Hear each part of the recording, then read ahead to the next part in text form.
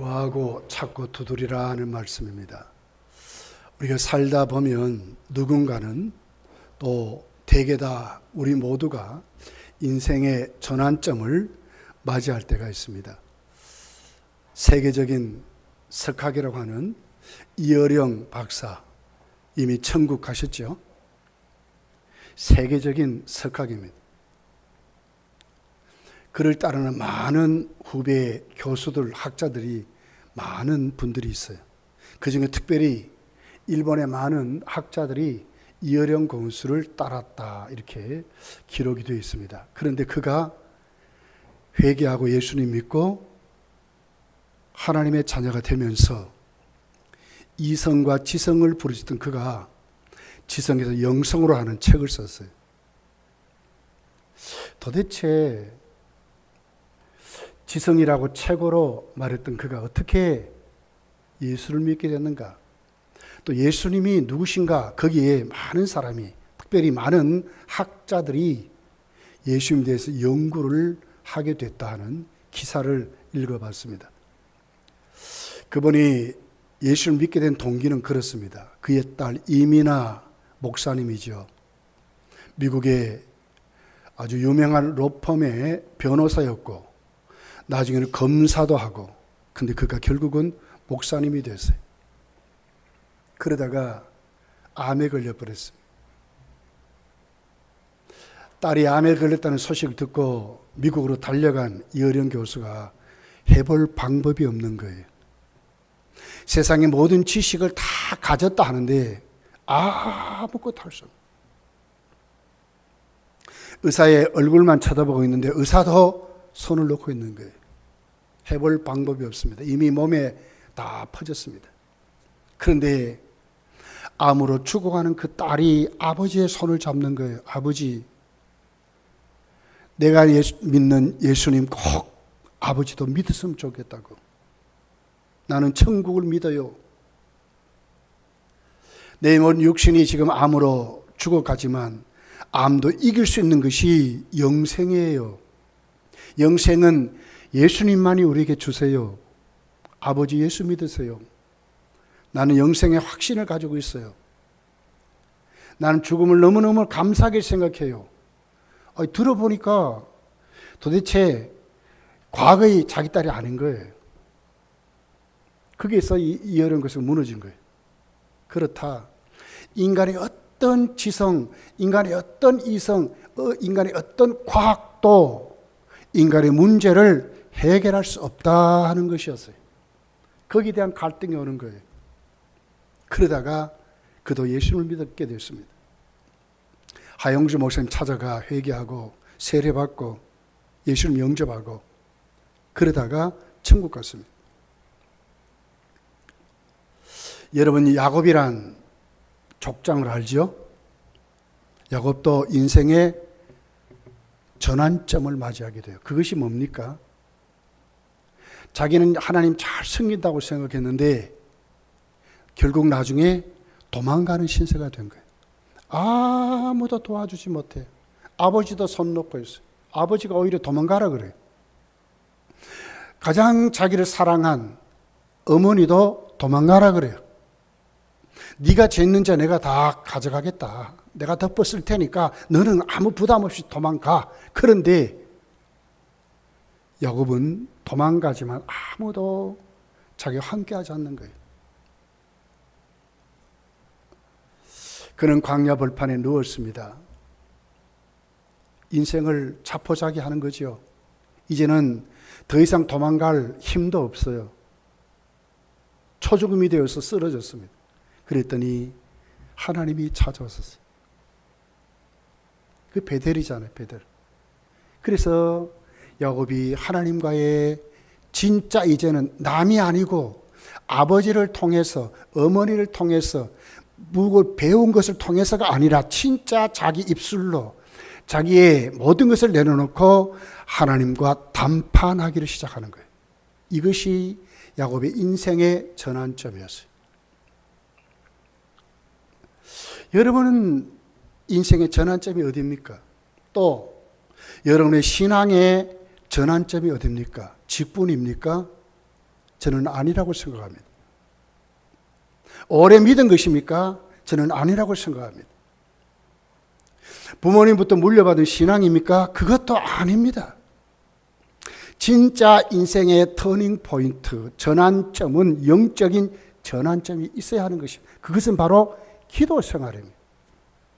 내 입술로 구하는 것, 내 입술로 하나님께 항복하는 것, 내가 하나님을 찾는 것, 내가 하나님을 만나는 것, 정말 하나님을 체험하는 것, 내가 하나님 앞에 세워지는 것, 이것이 신앙의 전환점입니다.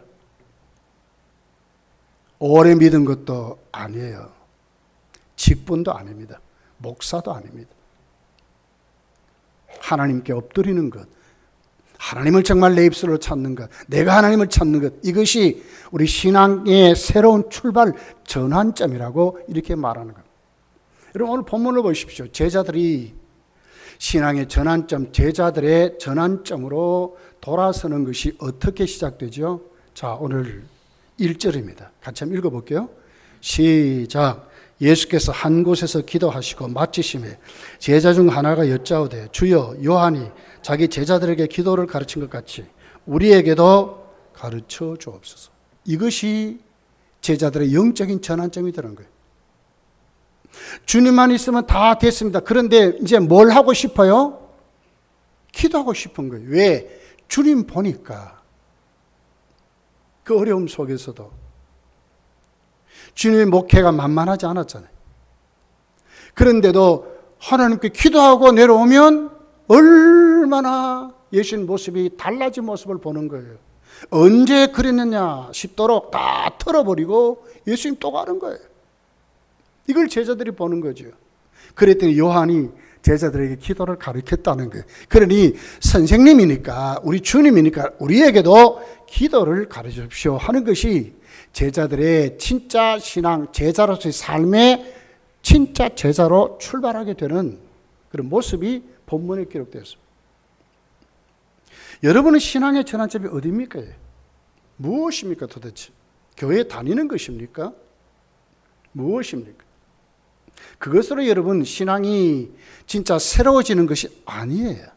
우리 다 거듭나서 새 사람 됐습니다.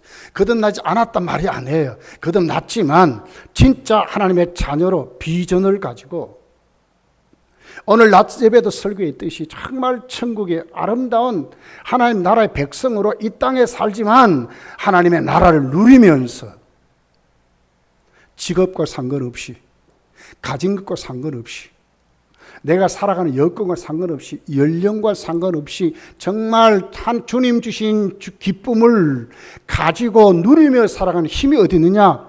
기도 생활입니다. 믿으시기를 예수님 축복합니다. 기도 생활, 기도 생활. 진짜 내 입술로 진짜 내려놓고 여러분 야곱을 보십시오. 그러다가 여러분 어디 갑니까? 삼촌 라반의 집에 갔어요. 부자가 됐습니다. 돌아올 때 큰 때를 이루었어요. 근데 돌아오다가 보니까 형 에서를 만나서 알거지가 되게 되어버렸어요. 다 빼앗기게 됐어요. 생명 위협을 당하게 됐어요. 다 잃어버리게 됐어요. 그런 야곱이 다시 회복되는 순간이 뭡니까? 약폭나라에서 하나님께 매달리고 기도하는 것이었어요. 나에게 복을 주십시오. 그랬더니 어떻게 합니까? 이제는 야곱이라 하지 말고 이스라엘이라 그래라. 이 출발점입니다. 이것이 새롭게 출발하는 점이었습니다. 여러분, 날씨도 무덥고 우리 삶이 결코 녹록하고 만만치 않지만 그러나 성도는 내 삶이 정말 신앙생활로 정말 새롭게 살아가려면 여러분의 입술로 이제 하나님께 항복하는 생활이 있어야 되는 거예요. 기도 생활이 있어야 돼요. 기도 생활. 우리에게도 기도를 가르쳐 주십시오. 그랬더니 주님이 가르쳐 주죠. 2절에서 4절까지. 뭘 가르쳐 줍니까? 우리가 늘 고백하는 주기도를 가르쳐 줘요. 그러면서 예수님은 2절에 그 출발점이 뭐라 그러죠? 예수께서 이르시되 너희는 기도할 때에 이렇게 기도하라. 방법을 가르쳤어요. 그것이 주기도입니다. 아주 좋은 모델입니다. 기도의 모델, 기도의 카테고리, 기도의 방법론, 이렇게 기도해라 하는 것으로 예수님이 가르쳤어요. 그래서 2절서부터 쭉 읽어보면 이제 그 예수님이 우리가 늘 고백하는 주기도를 이렇게 기도하라고 가르친 거예요. 5절에 쭉 가다가 보면 이제 5절에서 8절까지를 보면 그러면서 그 주기도의 그 카테고리 안에 그 기도의 구체적인 방법이 뭐냐 하는 것이 아버지께 기도하는데 그 아버지께 간청함으로 기도하라 하는 것으로 예수님 말씀하셨어요. 기도라는 원문의 단어를 보면요, 부르짖다, 고하다만이 아니에요. 무릎을 꿇다, 예배하다 이 말이거든요. 그러므로 기도는요, 하나님께 예배하는 행위입니다. 여러분, 기도 없이 예배 드릴 수 있습니까? 우리가 수도 없는 회의를 해도 교회 회의는 기도하고 말씀 듣고 회의하잖아요. 노예 임원을 해도요, 그 한 안건을 가지고도 그냥 하지 않습니다. 반드시 기도하고 말씀 읽고 그것 가지고 안건을 가지고 그렇게 의견을 나누고 그래요. 이 예배 행위입니다. 예배. 기도 없이 드리는 예배, 하나님이 정식적으로 받으시는 예배일까요? 기도는 예배 행위라니까요. 누구의 입으로? 내 입으로 기도하면서 예배 드리셔야 돼. 믿습니까? 내 입술로 기도해야 된다니까요. 그냥 왔다가 구경꾼같이 앉아있다 가면 어떻게 그 예배겠습니까? 찬양도 예배라 그러잖아요. 찬양도 내 입술로 찬양하는 겁니다. 하나님을 높이는 것입니다. 하나님 기쁘게 하시는 겁니다. 하나님, 내가 이렇게 부족합니다. 하나님, 이렇게 연약합니다. 하나님, 오늘 또 하나님께 예배드리기를 원합니다. 하나님, 은혜 받기를 원합니다. 내 입술로 고백하는 것입니다. 이게 기도입니다. 기도입니다. 이렇게 할 줄 아는 그 같은 행위가 있는 것이 내 신앙의 출발점이라니까요. 여러분, 로마서 8장을 읽어보십시오.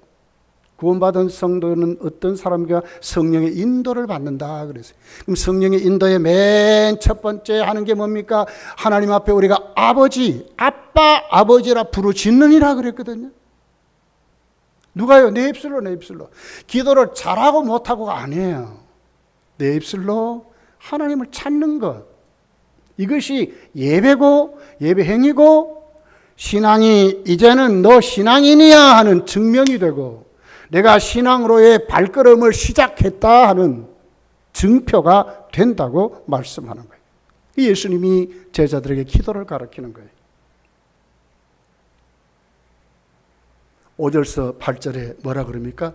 구하고 찾고 두드리라. 이것이 간청하는 방법입니다.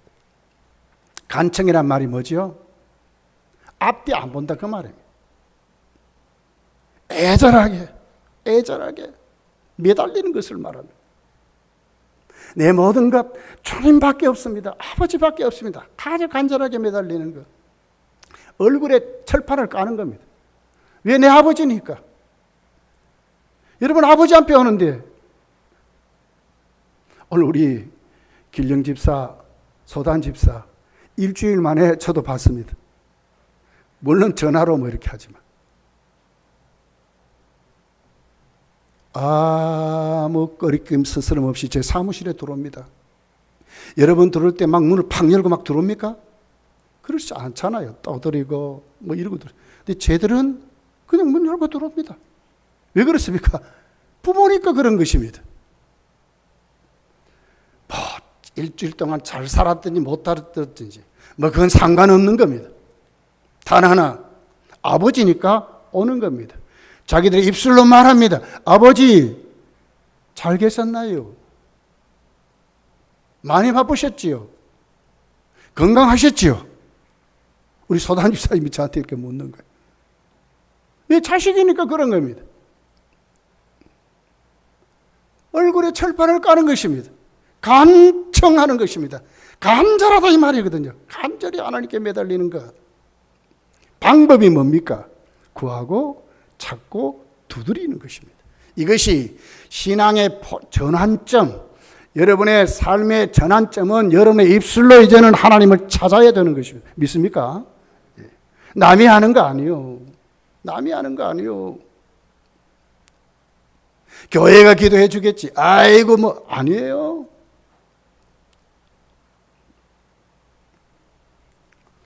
자, 5절부터 5절에 이렇게 기록합니다. 또 이르되 너희 중에 누가 벗이 있는데 밤중에 그에게 가서 말하기를 벗이여 떡 세 덩이를 내게 구워달라. 이렇게 말합니다. 밤중입니다. 주기도를 가리킨 다음에 간청함을 이렇게 예수님 비유로 말씀합니다. 한 친구가 밤중에 늦은 시간에 여행하다가 찾아왔습니다. 그리고는 밥 달라는 거예요. 근데 미처 이 집은 준비가 안 됐어요. 그러니까 옆집을 찾아갔는데 밤중이래.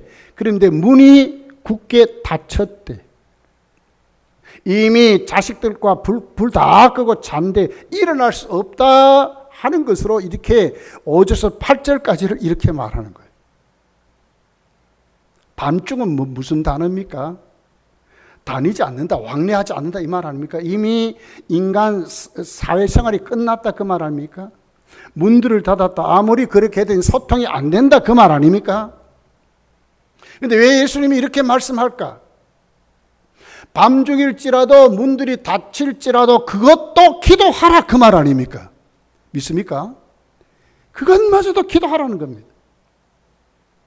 아무리 절망적인 상황, 아무리 우리에게 어떤 일이 일어난다 할지라도 건강이나 사업이나 내 직장 생활이나 우리 신앙 문제나 어떤 것이라 할지라도 문들이 다 닫혀서 인간적으로 다 어떻게 이제는 어디 바라볼 데도 없다 할지라도 성도는 어떻게 하라고요? 하나님이 계시다는 거예요. 하나님. 믿습니까? 하나님 계시다. 하나님 누굽니까 여러분? 아무것도 없는 곳에서 우주를 만드신 하나님 아닙니까? 예. 아브라함 보세요. 하나님 어떻게 했나요? 가나안 땅에 갔어요. 발붙일 것도 없어요. 그랬더니 먹고 살려고 할 수 없이 애굽으로 내려갔어요. 가서 아내도 빼앗기고 완전히 집안이 풍시박산 될 뻔했어요. 그랬더니 하나님이 개입하셨어요. 그리고는 아브라함의 아내에게 머리카락 하나 손대지 말라고 합니다. 하나님이 개입했어요. 하나님이 계시다니까. 다시 하나님이 아브라함을 가나안 땅으로 또 오게 하잖아요. 그러면서 하나님이 그를 바리바리 챙기시거든요. 근데 아브라함이 하나님께 한 행위가 뭡니까? 예배드렸다, 제단을 쌓았다 이랬거든요. 이것이 기도하는 것입니다. 하나님께 예배드리는 것이 이게 아브라함의 모습이었습니다. 실수도 합니다. 또 어려움도 있습니다. 그러나 아브라함이 하나님께 꼭 관계를 유지하는 방법이 뭡니까? 아버지와 자식의 관계에 유지하는 방법이 뭐냐면 제단을 쌓았다는 것입니다. 여러분 아벨의 후손으로 대신 누굴 줬습니까? 셋을 줬습니다. 셋은 가인과 다른 점이 뭐였습니까? 셋은 여호와의 이름을 불렀다라 그랬거든요. 이것이 신앙의 전환점입니다. 전환점. 하나님과의 관계의 모습입니다. 하나님 관계의 모습. 내 신앙이 그래도 내가 깨트려지고 내가 변하고 정말 신앙으로 살고 하나님 의지하고 하나님 주신 지혜로 내가 오늘도 살아갈 수 있는 힘이 어디서 오느냐? 기도 생활입니다. 기도 생활. 거기에 무엇이 있어요? 간절함으로. 그 간절함이 구하고 찾고 두드리는 것이다. 밤중 같을지도 밤중일지라도 불 다 끄고 문 꼭 닫아놓고 아무리 해도 인간적인 방법으로 안 될지라도 그것도 기도하라는 것입니다. 그래서 오늘 7절이 이렇게 말씀해요. 그가 안에서 대답하여 이르되 나를 괴롭게 하지 말라. 괴롭혔습니다. 그랬더니 자 문을 열어주는데 어떻게 열어줍니까? 문이 이미 닫혔고 아이들이 나와 함께 침실에 누웠으니 일어나 네게 줄 수 없노라. 이제 꽉 막혀버렸잖아요. 그런데 9절에 보면 9절부터 쭉 8절에 이렇게 말하잖아요. 내가 너에게 말하노니 비록 벗됨으로 인하여서는 일어나 주지 않아. 그러니까 인간적인 어떤 방법으로도 해줄 수 없지만 그 말 아닙니까? 그 간청함으로 인하여 일어나 그 요구대로 주시라. 간청함으로 일어나 요구대로 주신대. 잘 보십시오. 지금 그 찾아간 이 친구는 어떤 친구입니까? 자기 문제를 가지고 간 게 아니에요. 누구 문제를 가져갔어요? 자기 또 찾아온 친구의 문제를 가져갔거든요. 그런데도 들어주었다는 거예요. 왜 들어줬냐? 간청했기 때문에. 매달렸다 그 말 아닙니까? 끝까지.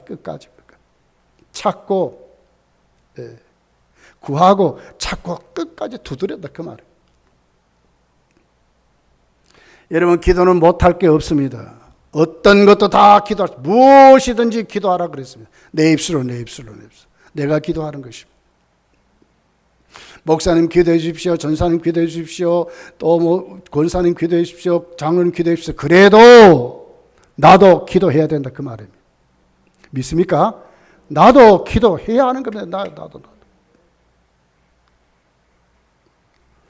자, 9절 같이 읽어볼게요. 자, 시작. 내가 또 너에게 이르노니 구하라 그러면 너에게 주실 것이요 찾아라 그러면 찾아낼 것이요 문을 두드려 그러면 너에게 열릴 것이니. 구하는 대로, 찾는 대로, 두드리는 대로 하나님 반드시 응답하신다. 왜? 살아계시기 때문에. 못해줄 능력이 없는 분이 아니라 어떤 것도 다 해결해 줄 수 있기 때문에 그 말입니다.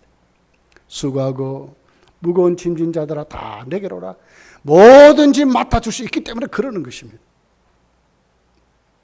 낑낑대지 마십시오. 짐지고 허덕이지 마세요. 주님께 나가면 해결받아요. 믿습니까? 해결받는다니까. 10절에 구하는 이마다 받을 것이요 찾는 이는 찾아낼 것이요 두드리는 이에게 열릴 것이니라 그러잖아요. 구한 대로 반드시 받을 줄 믿습니다. 여러분 마태복음 8장에 보면 한 나병 환자가 예수께 옵니다. 예수님이 그를 향해서 묻습니다. 뭘 해주기를 원하느냐? 깨끗함을 받기를 원합니다. 그랬더니 예수님이 그를 깨끗게 해줍니다. 마태복음 8장 3절에 이렇게 말씀합니다. 예수께서 손을 내밀어 그에게 대시며 이르시되 내가 원하노니 깨끗함을 받으라 하시니 즉시 그의 나병이 깨끗하여 졌다고 기록합니다. 구했더니 주님이 그 요구대로 깨끗했다. 나를 깨끗하게 해주십시오. 그랬더니 깨끗해 주었다고 말씀합니다. 여러분 이것은 하나님의 말씀입니다. 구하면 받을 줄 믿습니다. 믿습니다. 마태복음 10장 46절에서 52절에 보면 맹인거지 바디메오가 나옵니다. 거리에 앉아서 구걸하던 거지입니다. 그럼 맹인입니다. 예수님 지나간다는 소식을 듣습니다. 그리고 예수님을 찾습니다. 나사렛 예수의 나를 불쌍히 여기십시오. 구합니다. 나를 불쌍히 여기달라고. 그랬더니 예수님이 바디메오에게 말하는 내가 너에게 무엇을 해주기를 원하느냐? 내가 보기를 원합니다. 구했습니다. 마가복음 10장 52절에 보면 이렇게 기록합니다. 예수께서 이르시되 가라 네 믿음이 너를 구원하였느니라 하시니 그가 곧 보게 되어 예수를 길에서 따르니라. 보기를 원합니다. 구했더니 예수님이 그를 어떻게 보게 해 주었다고 말씀하는 거예요. 반드시 구하면 받습니다. 믿습니까? 받아요. 누가복음 15장을 보세요. 5절서부터 쭉 읽어보면 10절까지 여러분 한 마리 양을 찾아 헤매는 목자가 나오잖아요. 그리고 드라카마를 잃어버린 여인이 그 드라카마를 찾으려고 하는 것을 봐요. 한 마리 양을 찾아서 헤맸던 그 목자가 어떻게 해요? 끝까지 찾다가 찾아지잖아요. 여인이 드라카마를 찾으려고 온 막 씁니다. 끝까지 쓸었더니 찾아지거든요. 성경이 뭐라 한다고요? 우리가 정말 하나님을 찾으면 찾아진다고 말씀하는 거예요. 안 찾아서 문제라. 신앙에 전환점이 없는 게 문제라요. 교회 다니지만 오래 믿지만 내가 하나님께 항복하지 않는 것이 문제라요. 내가 좀 깨어져야 되겠는데, 하나님의 응답을 받고 기적도 체험하고 능력도 체험하고 하나님의 살아계심도 체험하고 내 문제도 해결받고 고침도 받고 좀 해봐야 되겠는데 전혀 경험이 없어요. 듣는 것은 많지요 뭐. 근데 나와는 아무 상관이 없어요. 이 문제라요.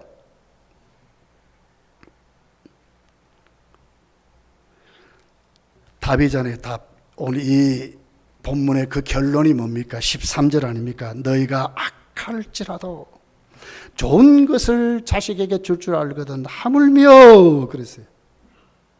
너희 하늘 아버지께 구하는 자에게 성령을 주시지 않겠느냐? 성령을 주신다 그렇게 말씀했어요. 왜 이렇게 해야 합니까? 신앙의 전환점이 있어야 하기 때문에 그렇습니다. 내가 이제는 해야 하는 겁니다. 내가 하나님께 나가야 됩니다. 내가 하나님을 만나야 됩니다. 그건 기도 생활입니다. 기도 생활. 여러분 오늘 13절 초반절에 뭐라 그러죠? 우리가 악할지라도 그러죠. 악할지라도. 이거 인간의 실존입니다. 내가 깨어지고 약한 내가 깨어지고 부서지고 정말 하나님의 사람으로 돌아서는 것, 새로워지는 것. 우리가 다 거듭난 것으로 끝나는 게 아니에요. 여전히 우리는 악해요. 이 악한 내가 새롭게 되고 하나님의 자녀로 새롭게 출발해서 하나님 앞에 내 신앙이 날마다 새로워져서 예수님을 닮아가는 것은 내가 죽어야 되거든요. 이 기도 생활입니다. 하나님 만나는 것입니다. 만남으로 내가 그렇게 되는 것입니다. 여러분 바울을 보세요. 세상에 최고를 가진 자 아닙니까? 하루아침에 복사 깨져버렸어요. 왜? 주님 만났기 때문에 깨어졌거든요. 주님 앞에 코가 깊어서 나중에 코가 깨져버려요. 이 신앙의 전환점입니다. 이 출발점입니다. 베드로 보세요. 예수님 만나잖아요. 그러니까 그 순간이 뭡니까? 주여 나를 떠나소서 이러거든요. 보니까 이불이 달라. 다른 분이에요. 다른 분. 이 제자들의 모습이었어요. 깨어져야 되거든요. 여러분 창세기 6장을 읽어보면 이 세상 죄가 간영합니다. 모든 생각하는 것이나 계획하는 것이 악할 뿐이라고 그랬어요. 악하다 그랬어요. 악하다. 근데 하나님이 어떻게 합니까? 홍수로 심판하지 않습니까? 노아의 식구들만 살았습니다. 창세기 9장 이후 쭉 읽어보면 하나님이 노아에게 복을 줍니다. 이제 그들의 후손이 땅에 번성합니다. 그랬더니 또 어떻게 됩니까? 교만해지는 거예요. 하나님 약속을 못 믿는 거예요. 그러다 그들이 한 것이 뭡니까? 우리를 높이자. 우리 이름을 드러내자. 저 하늘 꼭대기까지 가보자. 아무리 하나님이 뭐 물로 심판해봐라. 우리를 드러내자. 우리는 이것이 인간들의 모습. 우리가 악하다고 그러는 거예요. 악하다고요. 창세기 11장 4절에 보면 또 말하되 자 성읍과 탑을 건설하여 그 탑 꼭대기를 하늘에 닿게 하여 우리 이름을 내고 온 지면에 흩어짐을 면하자 하였더니 그렇게 말해요. 이것이 그들의 모습이에요. 홍수의 심판을 경험하고도 인간이 깨어지지 않는 거예요. 하나님이 우리 인생에 개입하지 아니하면 우리가 절대로 달라지지 않아요. 변화되지 않아요. 하나님이 개입하시다. 하나님이 나를 깨트려 주세요. 진짜 하나님 만나야 되지.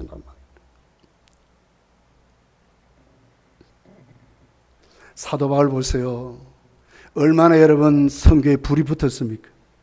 예수께 바짝 깨어졌는데도 그래도 자기 속에 있는 죄를 말하는 거예요. 예. 아주 절규했어요. 어떻게 내가 이럴까 그런 거예요. 보니까 자기 속에 죄가 있더라는 거예요. 로마서 7장 15절 17절에 있는 말씀. 내가 행하는 것은 내가 알지 못하노니 곧 내가 원하는 것은 행하지 아니하고 도리어 미워하는 것을 행함이라. 이제는 그것을 행하는 자가 내가 아니요 내 속에 거하는 죄인이라 그러거든요.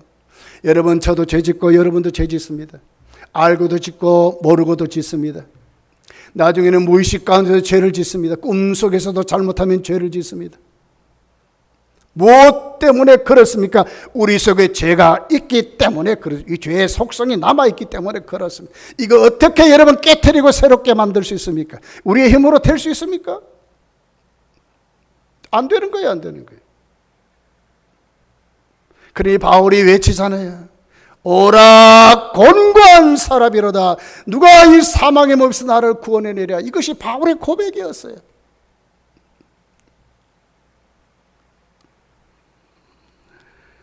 로마서 7장 24절에 오라 나는 곤고한 사람이다. 이 사망의 몸에서 누가 나를 건져라. 누가 나를 건져라. 주님이 내 인생에 개입하지 않으면 안 된다. 그 말 아닙니까?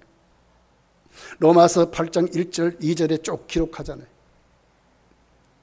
주님께 감사한데 죄와 사망의 법에서 생명과 성령의 법이 나를 해방했다. 이렇게 고백하거든요. 무슨 법이요? 성령의 법이. 성령의 법. 나를 해방했대. 주님이 내 인생에 개입해서 내가 죄사함 받았습니다. 새 사람 됐습니다. 개입하지 않으면 안 됩니다. 나 같은 이런 죄인도 주님이 나를 구원했다고 말할 수 있는 이유는 주님이 나를 용서받도록 하셨기 때문에 내가 이렇게 세워진 것입니다. 이런 우리가 새롭게 다시 주님의 사람으로 가려면 마태복음 16장을 보세요. 자기를 부인하고 자기 십자가를 지고 오라 그러거든요. 그게 그냥 됩니까? 여러분 자신 부인 쉽습니까? 주어진 사명 아무 말 없이 그냥 감사합니다. 예, 고맙습니다. 죽도록 충성합니까? 여러분 거 털어서 하나님께 드리면서 섬기고 있습니까? 이거 안 되거든요. 왜 그렇습니까? 안 깨어져서 그래요. 깨어져야 돼요. 그러려면 이제는 기도 생활이 필요한 거예요. 구하고 찾고 두드려야 하는 것입니다. 간절하게 애절하게 그렇게 해야 되는 것입니다. 이것이 오늘 우리에게 말씀하는 우리의 신앙의 전환점, 이제 신앙이 성장하는 길이라고 이렇게 말하는 거예요. 여러분 기도생활 회복하기를 열심히 축복합니다. 회복하셔야 돼요. 이건요 의무의 의무가 아니에요. 생명의 생명. 성도들의 생명의 생명. 고린도전서 15장 31절에 보면 사도 바울은 그래요. 그 자기를 내려놓고 형제들아 내가 그리스도 예수 우리 주 안에서 가진 바 너희에 대한 나의 자랑을 두고 단언하노니 나는 날마다 죽노라 그러거든. 날마다 죽노라. 날마다. 어떤 방법으로 죽습니까? 하나님과 교제함으로 죽는 것이거든. 네.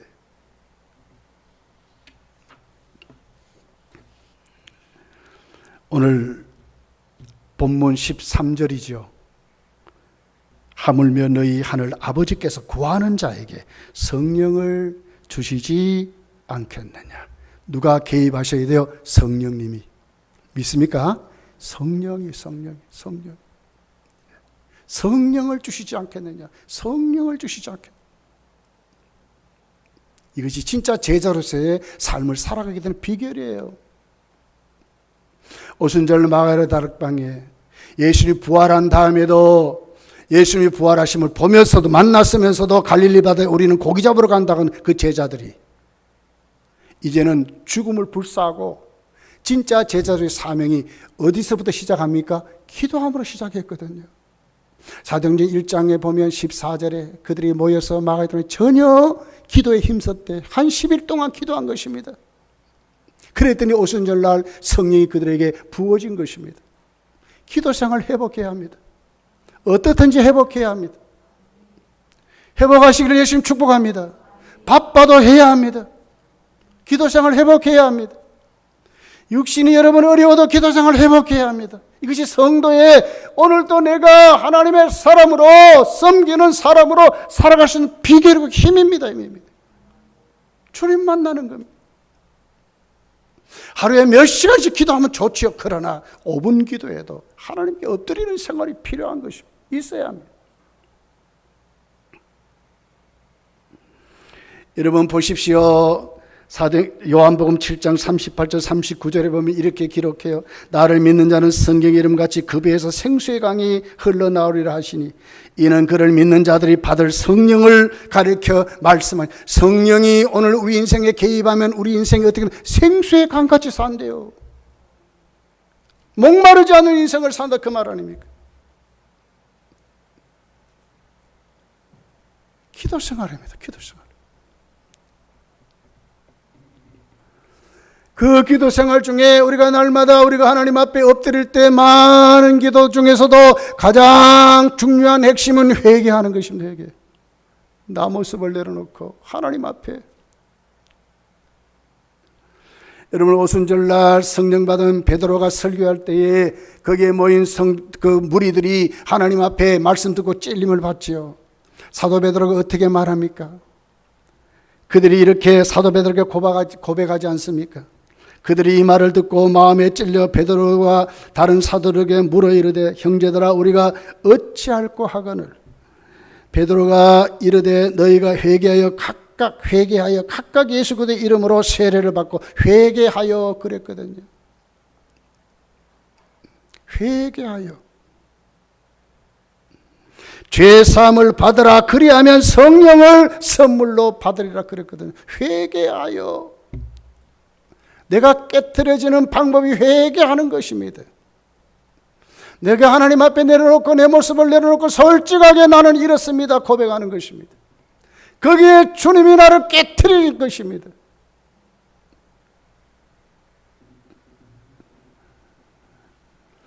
여러분, 죄 없습니까? 회개할 것 없습니까?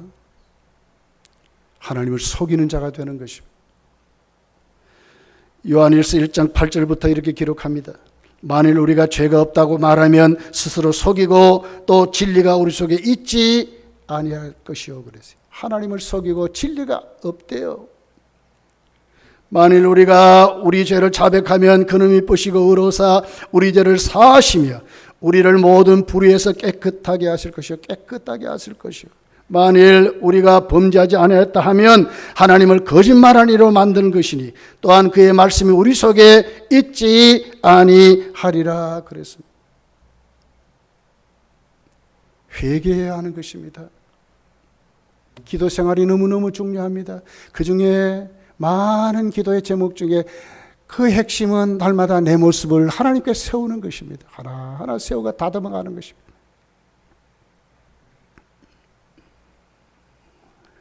다윗이 하나님께 회개하잖아요. 그 다윗의 회개를 보면요, 얼마나 감동이 드는지 몰라요. 시편 51편 9절부터 있는 내용이에요. 주의 얼굴을 내 죄에서 돌이키시고 내 모든 죄악을 지워 주소서. 하나님이여 내 속에 정한 마음을 창조하시고 내 안에 정직한 영을 새롭게 하소서.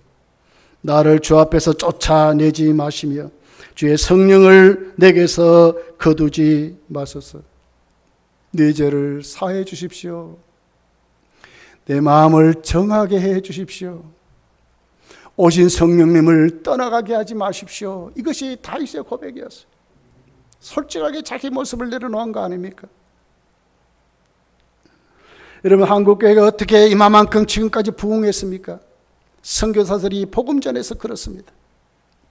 그런데 아무리 복음 전하고 아무리 병원 세우고 난리를 쳐도 조선이 안 변하는 거예요. 대한제국이 안 변하는 거예요. 그러다가 선교사들이 모여서 집회를 합니다. 그 주제가 기도였어요. 기도. 거기 이제 강사가 하디 목사 몇 분이에요. 그분이 그 기도를 말하면서 오늘 이 본문을 가지고 설교를 했습니다. 하다가 보니까 성령의 감동이 자기에게 온 거예요. 아하, 내가 기도한다고 하였지만 왜 이 기도가 하나님 앞에 응답받지 못했을까? 구하고 자꾸 두드렸는데 내가 간절히 기도했는데 왜 안 됐을까? 가만히 보니까 자기의 교만을 본 거예요. 전도할 대상자를 아주 깔본 거예요. 참 무식한 사람들. 우리는 이렇게 고생하는데, 우리가 이렇게 다 퍼주는데 어떻게 저들이 저렇게 안 변할까? 아주 교만한 눈으로. 쉽게 말하면 요즘 말로는 갑질한 겁니다. 갑질한 겁니다. 자기는 캐나다의 아주 유명한 인류대학을 나온 사람이에요. 가문도 참 좋아요. 이렇게 좋은 가문, 이렇게 좋은 학교를 다니면서도 내가 여기 왔는데, 그 말이.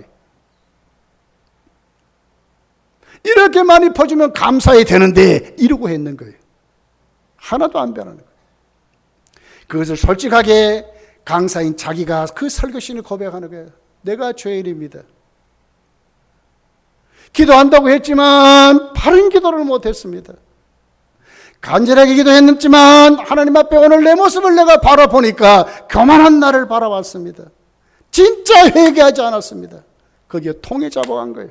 그랬더니 선교사 두 사람 난리가 난 거예요. 울음바다가 되고 막 난리가 완전히 회개의 바람이 불기를 시작했어요. 이것이 여러분 1907년도 평양의 장대현교에서도 일어난 거예요. 이제는 대한민국 선교사가 아니라 진짜 우리 한국 교회에 일어난 부흥이 그때부터 시작된 거예요. 기도입니다. 기도 생활입니다. 기도 생활.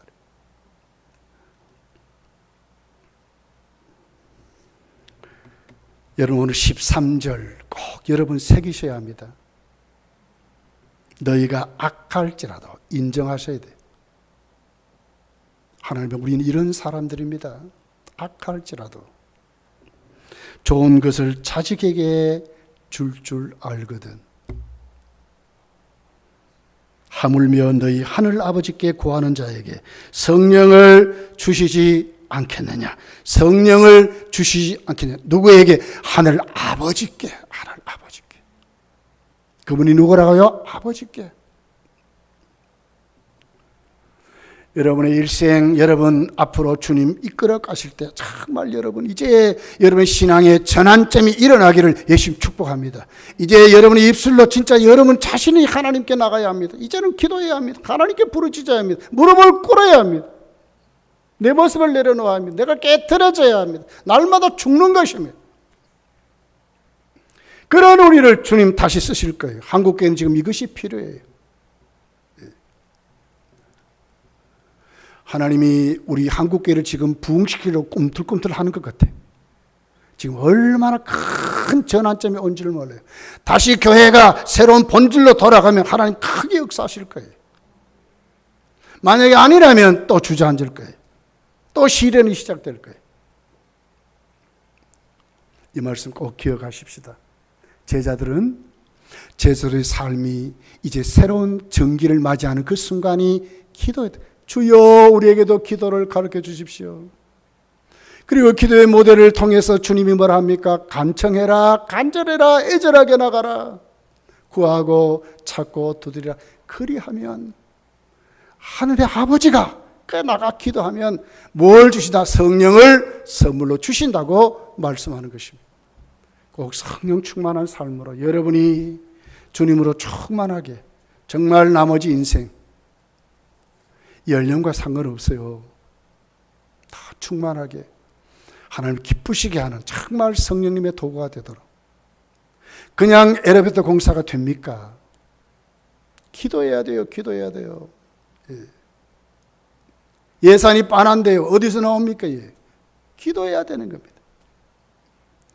하나님께 여러분 기도하고 여러분 신앙의 전환점이 일어나기를 예수님 축복합니다. 기도하겠습니다.